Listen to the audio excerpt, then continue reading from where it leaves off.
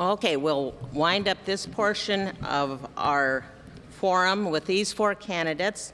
I'll introduce them at this time. We have Gordon Allen Pross, Josh Ramirez, Glen Stockwell, and Janea Holmquist. And again, we didn't plan that the woman would be the last one, but you never know what random things will bring to you. So we'll start with opening statements, and we'll begin with Mr. Pross. And again, they have 2 minutes. My name, as she said, is Gordon Allen Pross, and I'm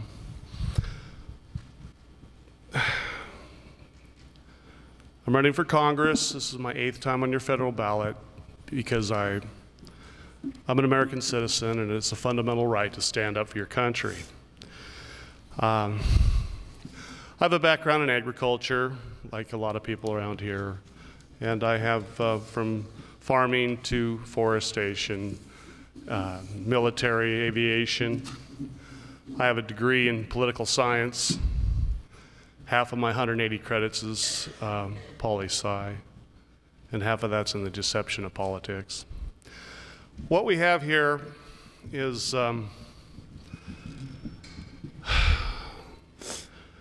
we have, you know, a 25-cent coin that's only worth a half a penny. We have a $218 trillion debt. Some taxes exceed 10,000%. We have inflation. We have 10% of the wealth legislated to 95% of the American people to pay the lamb's share of the tax.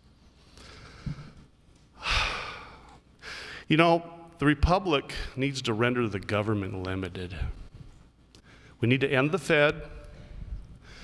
We need to abolish every tax and keep it that way, and just get 10% of the income from 100% of the wealth to pay 100% of the bills. Well, that is fair. And that way we grow that dollar back from, so like a 1 year's worth of pay would be like 50 years worth of pay at the rate you're getting paid. And freedom and liberty pin its wings on equality, and if you're not taxed equally, you will continue to have neither.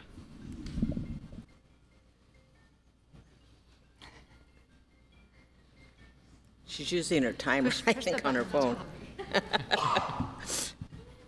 Try the button on top. Yeah, there you go.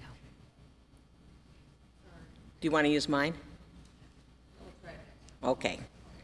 Sorry about that.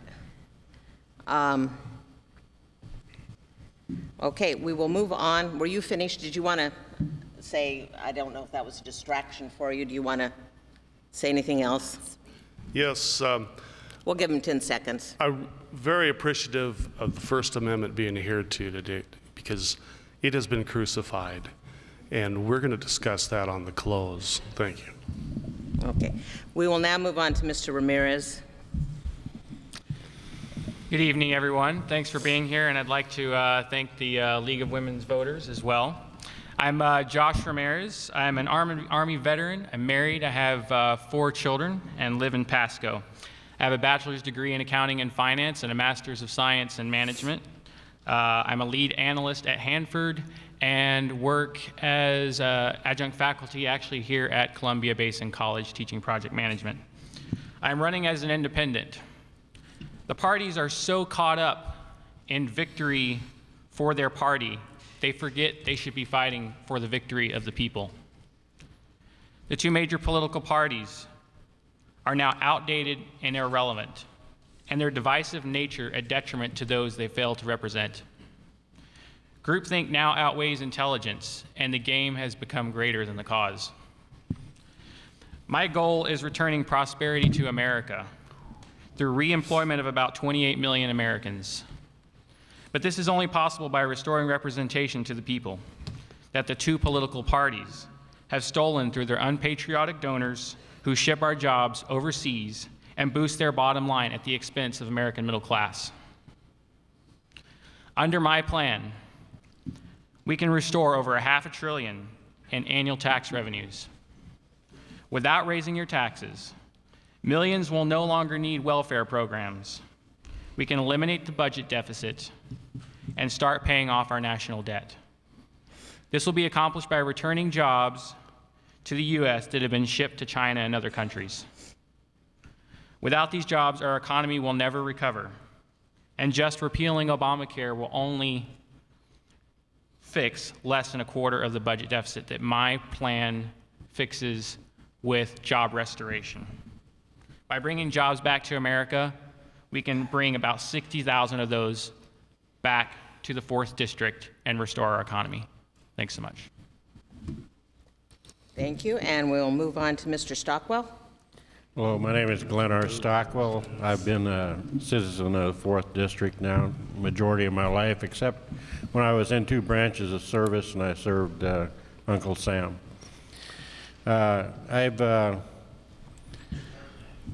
I just want to make this clear and part of the record. I have ran in both parties, and what I have found in both parties is this. I ran 3 times as a Republican, 1 as a Democrat. I see someone turning his head back there. What I have found in all the parties are, and along with the Tea Party, which I am a member of, is that we have a lot of patriotic people throughout our country, and they're all sitting there shaking their heads, wondering what has gone wrong with our country. Unless you've been a member of all these parties and traversed them, you don't understand that. What has happened on the national level, we were pitted one against the other. It was 52 years before we had a party in our country. The Founding Fathers realized that it would divide our country, and we're seeing that here today exactly that take place. We have the ability to fix our system. I'm running for one reason. I'm going to bring in the Columbia Basin Project along with the Snake River Project and the Yakima Basin Project. I know where the funding's at. I'll use pre-existing monies, no new taxes, and we will hire roughly 4,500 people. We can have the money on the table within 2 years, and I always tell everyone, if I do get elected and I do not have my promises fulfilled to you, I am one person that is not looking for a job. I will be giving all my money to a nonprofit entity that will be putting young people through college. And I am not looking for a career. I will live my life at the federal level. I've made pledges on my webpage, and I will not live differently than anyone in the room. I'm not for privileged systems at all. Thank you very much for having me. Thank you, and Ms. Holmquist. Oh, they prefer if you stay seated for the TV, because it's set up to film you while you're seated. Well, the people on the first panel got to stand up. I know. And then they came up and told me you have to sit down, and that's why everybody else sat down. Okay, well, I'll do my best. I like to stand, so. I'm Senator Janea Holmquist, and I am here tonight to earn your vote to represent and serve you in Congress.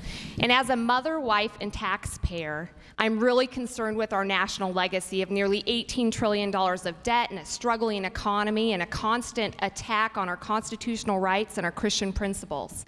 I think our next generations deserve better. And we're all tired of government not living within its means and constantly asking us for more and more of our hard-earned money.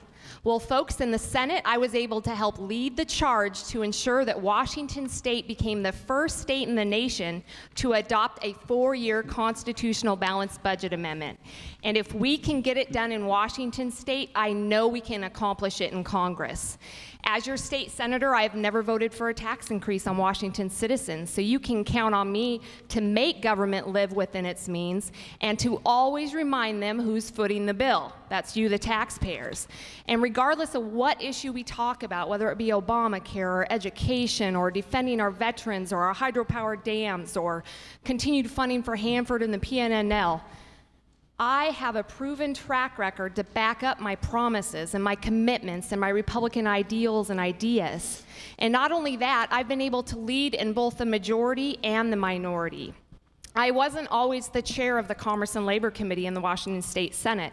Before then, I was in a super minority, so the Democrats were in charge of everything, and I was still able to reach across the aisle, collaborate, and improve our business climate by passing historic workers' comp reform, the greatest improvement to our industrial insurance system in over 100 years. So that's the tenacity and grit that you gain with me on all issues. I can't do it alone. I need your help. I need your support and your vote. I'm Janea Holmquist, a proven voice for lower taxes, less regulations, limited government, and I would be blessed to receive your vote. Thank you. Thank you. And Kay will come back with a set of questions for this group of candidates, and we will start with Mr. Pross. We have a slight water issue up here, but I don't think it will stop any of us. All due to me.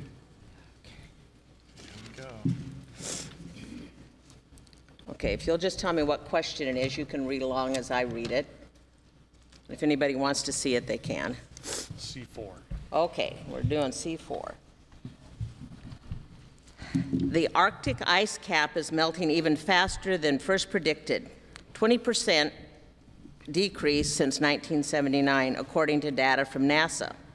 Do you feel that the burning of fossil fuels has contributed to global warming? If so, would you advocate for more wind and solar energy, as well as making the cleaner burning of fossil fuels a priority? If you do not agree, please explain your position on climate change. In a minute. Climate change has happened over and over time. Just because there's no evidence to show that P does not exist does not prove that P does not exist. And prudent minds, I think it behooves us all to, wait till the jury's out, do our best to be a steward. I've been messing around with magnet propulsion generation. I've proposed the Department of Lunar Energy, the Department of Dole in 2000. We're getting those generators put in on the permits are coming through as we speak. We have a great nuclear oven in the sky. I mean, we got more things going on, but that's where we stand. We need to be careful. And Mr. Ramirez?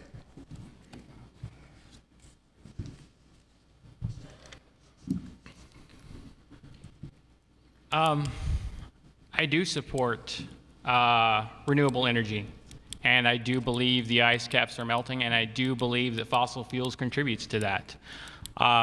There are a lot of great scientists, both at our lab here at PNNL, as well as many other national labs across the country, who are scientists and actually study this and have found that fossil fuels do impact our environment.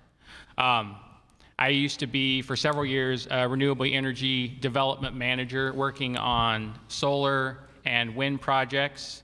And so my approach would definitely be to add as much solar and wind and other renewable energy sources as possible. The sun provides plenty of energy to power almost the entire United States. Why not take advantage of that? Thanks. Thank you. And Mr. Stockwell? Well, I disagree with the concept that our atmosphere is changing due solely to carbon-based automobiles and et cetera. I've studied this extensively. We have plenty of alternative sources. We're just not allowed to take advantage of them. Hydrogen is a very valuable fuel. We've all watched the spaceship go into outer space. They just recently found, if you go to YouTube, that you can actually burn salt water. And I think we have quite a large ocean up beside us out here, and I don't think we need to go to Saudi Arabia any longer. I think we should allow Saudi Arabia to keep their oil. We should go to alternative fuels. And I disagree with the concept of why Al Gore was over in Europe at the last meeting. He was told, if you open your mouth, we're going to put you in jail. He kept his mouth shut. Thank you. Okay, and we'll move on to Ms. Holmquist. It's actually Mrs. Well, first and foremost, on energy issues, I'm for energy independence. I think it's really important for our national security that we do not depend, as we currently are, on foreign nations for our domestic supply of fuel. And that is a problem right now that we're facing in regards to our national security and current decisions with our congressional delegation and our president's leadership. And so for energy independence, for me, it's an all-above energy approach. I think we should be going for everything and anything when it comes to renewable energy. I'm fine with that. I also think we need to be finishing the Keystone pipeline and opening that up, as well as looking at the use of clean nuclear power, and we definitely have a challenge in Congress in trying to move that direction. But bottom line, we need to be looking at all of the above energy approach because our national security depends on us not depending on a foreign nation for our domestic supply. Thank you. We will move on to question number 2, which Mr. Ramirez will draw.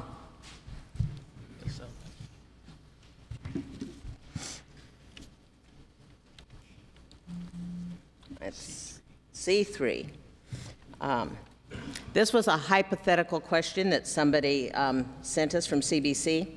Soon after you are elected, you get a call from President Obama or the Speaker of the House to congratulate you on your victory. In the call, he specifically asked for your advice on ways to improve the VA medical system. What might you suggest, and how would you be willing to work with the executive branch toward the goal of improving the VA medical system? As I've mentioned before, I am a veteran.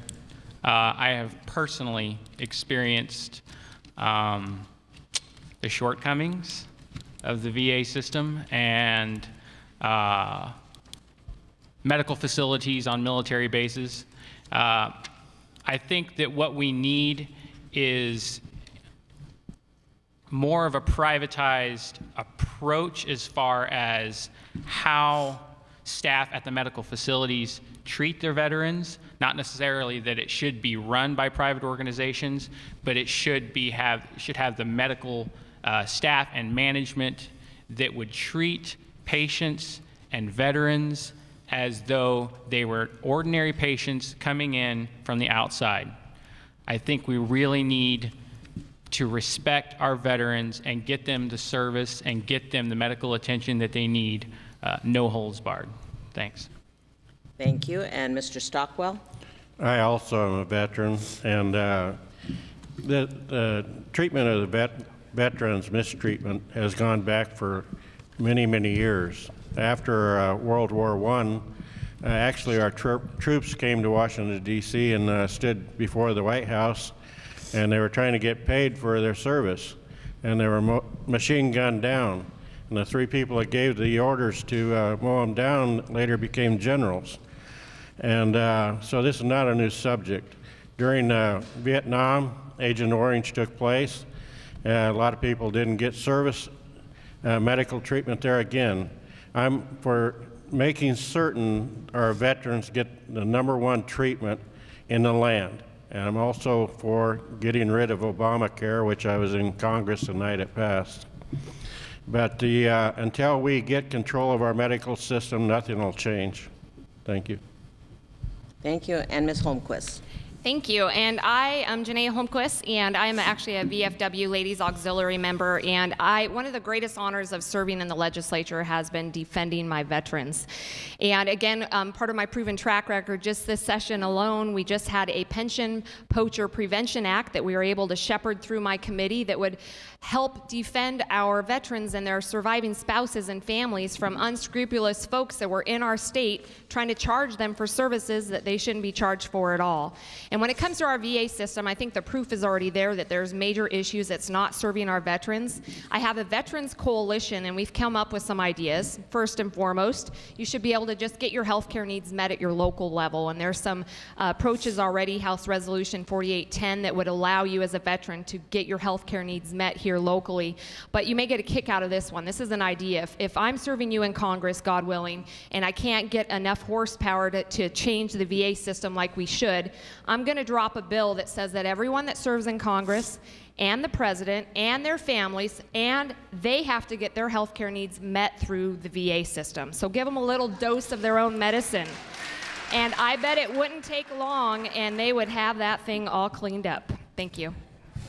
Thank you. And Mr. Pross. Well, it's quite a quagmire. It's a very systematic situation here with the VA. I'm a veteran. I take my care with the VA in Seattle, and for myself, they are the best. But I know we have problems. We're funded properly. We need some serious leadership. But also, this is also a symptom of what is the Pentagon doing to these young men. I mean, they go, oh, they volunteered for it, 5 tours of duty, and they're only 25 years old. The human mind isn't made for that. We need to, an ounce of prevention here now. Come on, and these bankers' wars and an unkind foreign policy with imperialism and expansionism. Okay, thank you. We'll go on to question number 3, and Mr. Stockwell will draw and answer first.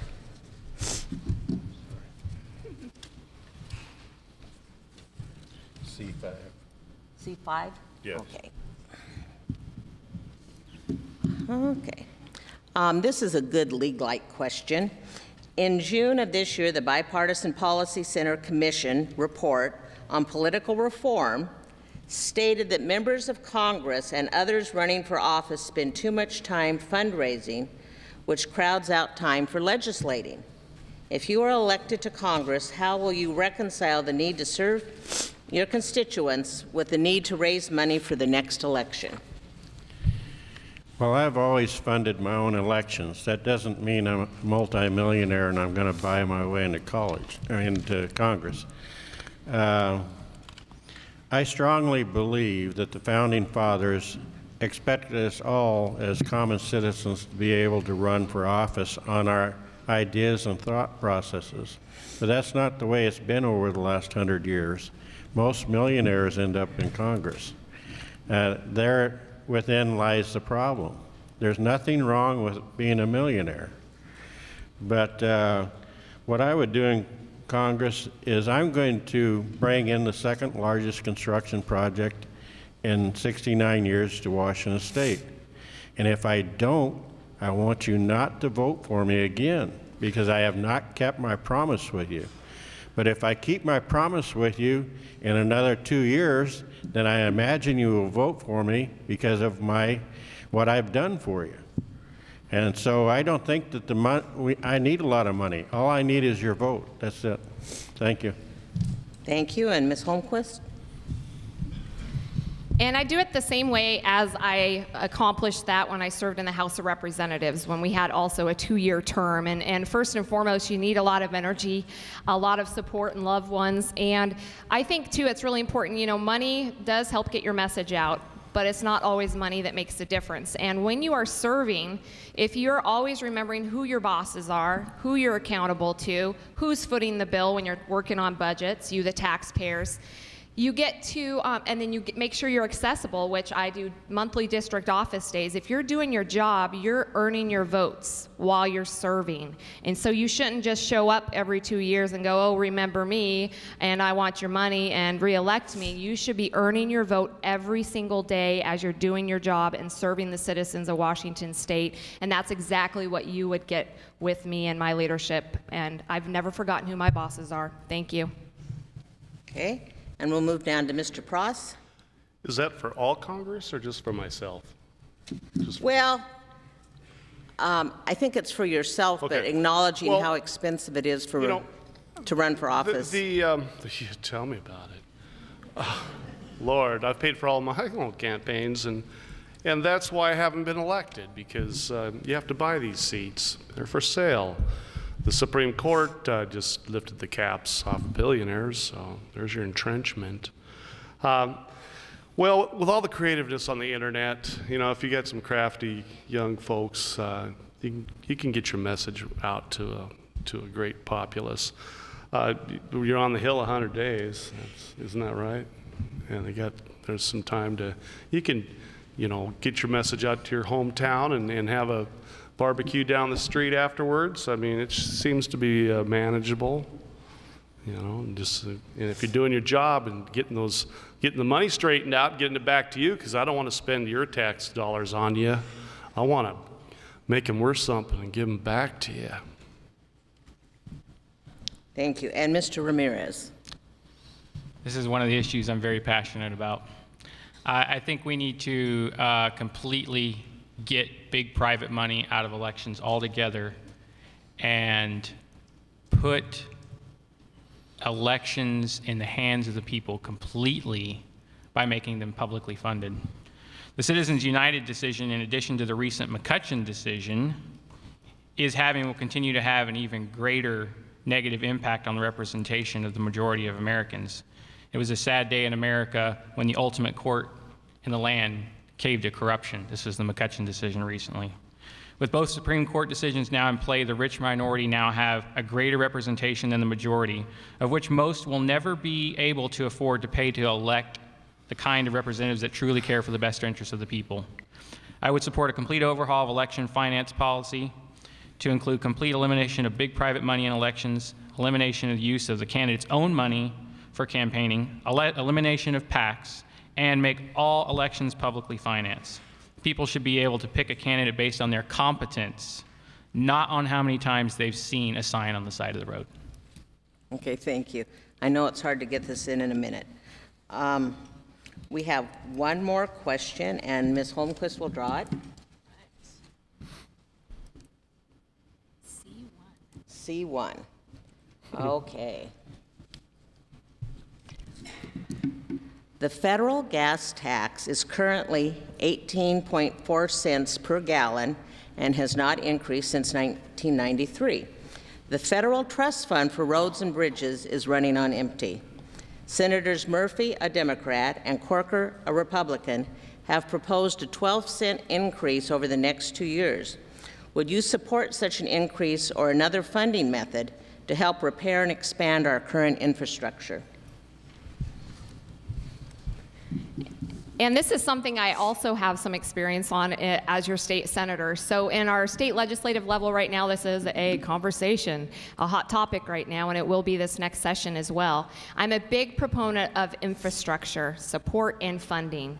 But before I would come and ask for another dime from my taxpayers and my bosses, you got to make sure that your money is already being spent as efficiently as possible and we're getting the biggest bang for our buck. And unfortunately, in the state of Washington, we are not. There are some reforms that we drastically need before we just come reach back into your wallets and ask for more. And one of those reforms, for example, is that right now we are one of the few states, it doesn't make any sense, get ready for this, but we pay sales tax on transportation projects to ourselves. And it's just a way to siphon money from the transportation budget that should be used on infrastructure and roads and rail, and we're siphoning it over to the operating budget so we can use it on whatever the heck we want. If we could get that one reform passed alone in the state of Washington, it would allow us to have an additional $1 billion without raising 1 penny of your taxes to use on infrastructure right now, right today. So reforms first. Okay, and we'll move down to Mr. Pross. I recall back in '73 buying diesel for 11 cents a gallon, and the people were making money hand over fist.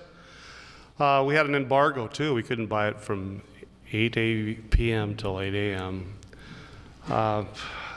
More money on taxes, that's no way, no. And that's not, our former congressman went up there for 20 years and didn't raise any taxes or vote for them, in my understanding, and that just doesn't work anymore. We need to get rid of taxes. Don't let the fire keep burning and gutting that building, because it will fall. That tariffs offshore, they take all of our work overseas. Well, let's get some of that back. The bridges are falling in, and the sky is falling, people. It really is. So. And let's get rid of the Fed and build the dollar back, and so we can afford things out here. And some nations don't even have tax, and we're going to get there. They use their natural resource, and the one we're going to use is our human mind.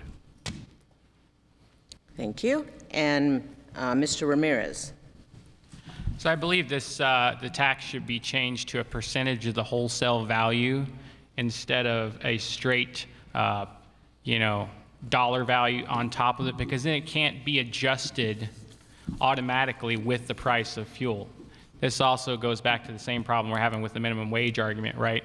There's not an inflation adjustment on the minimum wage at the federal level. So then when you go to add taxes later on, you've got to catch up for years that have been lost with not calculating the proper tax rate. So that should be a percentage. In addition to that, I think that goes back to the problem that we don't have as much tax revenue coming both at federal level and at the state level. And that is due to the fact that people are not paying as much taxes. Why? Because they don't have as many jobs. They've been all shipped overseas. The real unemployment rate is around 23%, not 6%. Thank you. And we'll finish up the question portion with Mr. Stockwell. Well, I'm against any new taxation. I agree with Mrs. Holmquist here, Senator Holmquist, and also with Josh over here and Gordon. We have to change our tax structures, and we also have to change our country as a whole and transfer our seat of power back to the states. And there's another example of a trust account that was opened up during Johnson's administration, and that was the Social Security system. And after Johnson was done putting his hand in it, he had a exclusive contract for shipping all of Vietnam's materials over and back while he was sitting in office. Corruption runs amok at the top. And if we could get a hold of the corruption and the people that are behind it, and there are people on both sides of the aisle, there's no reason for new taxes. We just have to use the money more efficiently and change our direction in our taxation system. Thank you. Thank you. And again, we'll give them a warm round of applause.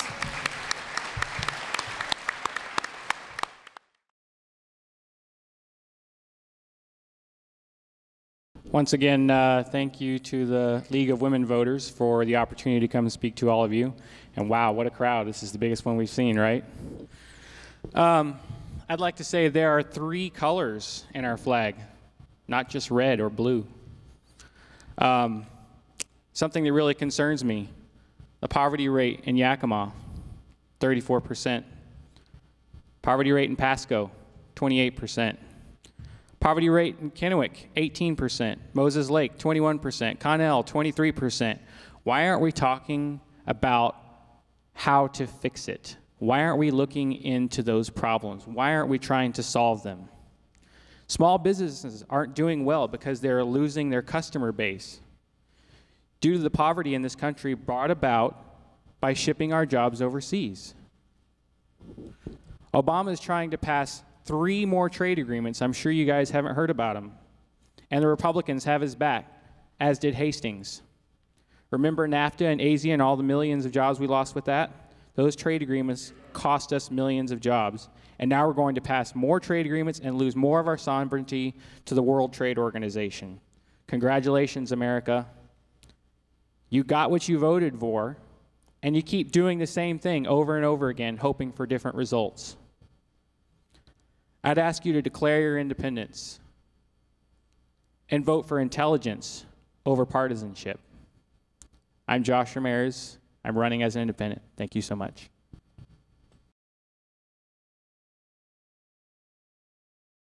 Hello, my name is Glen Stockwell. In 1986, I went before our city council, and I told them if they would back me, I would come into our county. We needed jobs real bad into our city. So they backed me. It took me about 2.5 years, and I brought in one of the larger projects that they'd ever seen. I went out and acquired $97 million worth of funding. You have to have a certain amount of knowledge to do that. What I'm going to make a promise to everyone here is that if you would trust me for 2 years and send me to the Hill, I will bring 4,500 jobs to this area. We will complete 3 of the largest irrigation projects that have been waiting for 69 plus years. And I will have the money on the table before the first 2 years is over with. I know where the money lies today. It's been there for 60 plus years. I will do it without any new taxes. I will do it with pre-existing money. I've offered to do this for Doc Hastings and also for Governor Inslee. I've offered to work jointly with both of them. My county backed me to bring in all of Washington State's solid waste to our county. So I probably could sell somebody a refrigerator up in Alaska. But they trusted me. So if you would trust me for first 2 years, if I don't succeed, I'm not looking for a permanent job. I want you to fire me. Thank you.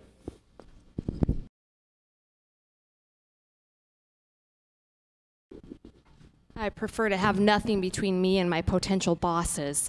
I'm Senator Janea Holmquist, and it's been such an honor and pleasure to join you here tonight. Thank you so much for this opportunity.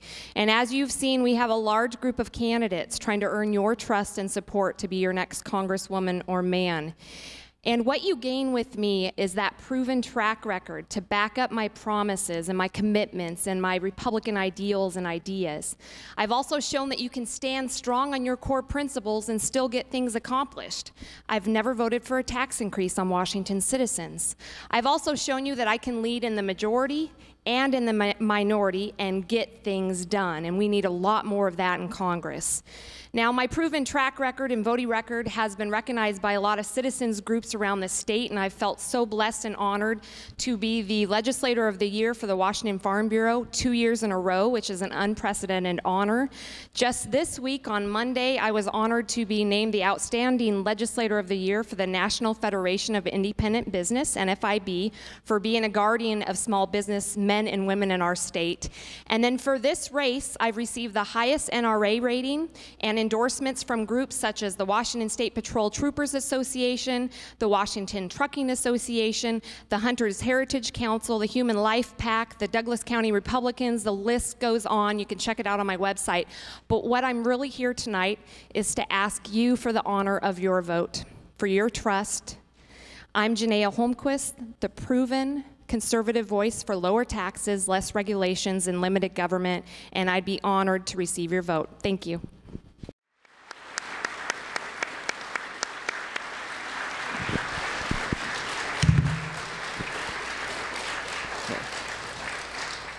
On behalf of League and the Coalition, I want to thank all the candidates for being here tonight.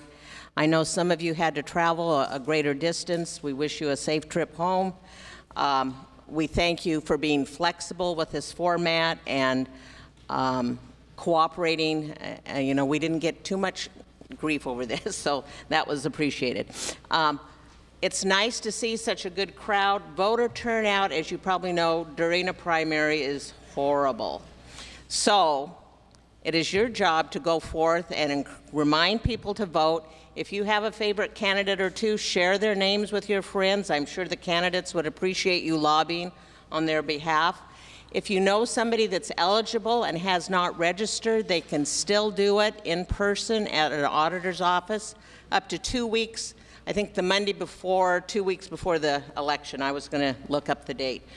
So you can still register for the primary, but you have to do it in person at the auditor's office. You will be receiving your ballots probably by the end of next week. You have 3 weeks to get them back, return them in person, mail them in by the deadline of August 5th.